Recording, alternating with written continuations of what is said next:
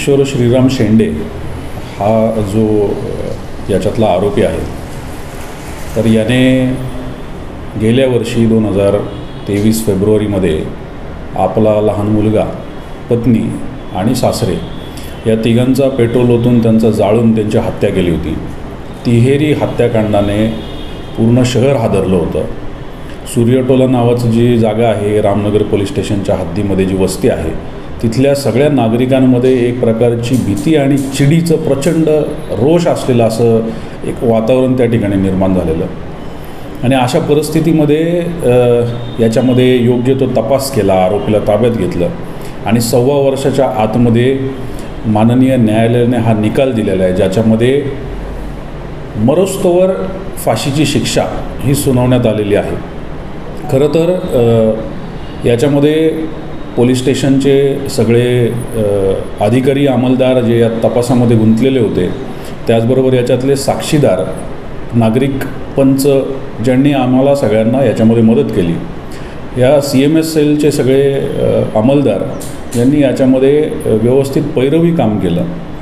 त्याचबरोबर आपले सरकारी वकील तसंच विशेष वकील कोल्हे साहेब ज्यांनी ही केस सरकारच्या बाजूने चालवली आणि त्याचबरोबर माननीय न्यायालय लवटे साहेब ज्यांनी याच्यामध्ये योग्य तो न्यायनिवाडा केला। या सगळ्या लोकांमुळे हे सगळं शक्य झालं आणि त्यामुळं आपले सगळे अधिकारी, अंमलदार, सगळे नागरिक जे यामध्ये एक साक्षीदार म्हणून काम करत होते, पंच म्हणून काम करत होते, यांचं खरं तर म्हणावं तेवढं कौतुक कमी आहे।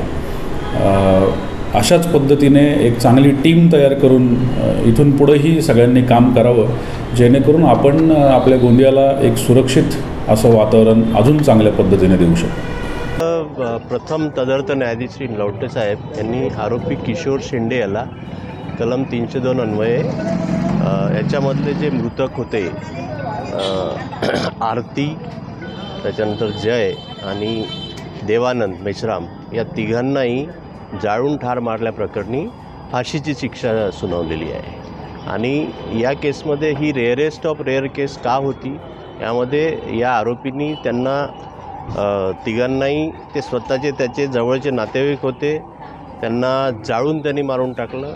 त्याच्यानंतर दुसरी गोष्ट अशी होती की ते तिन्ही जे विक्टीम होते ते डिफेन्सलेस होते, कारण एक 4 वर्षाचा मुलगा होता, एक त्याची पत्नी होती 30 वर्षाची स्त्री, आणि तिसऱ्या व्यक्ती जे देवानंद होते त्याचे सासरे ते पॅरालिटिक होते।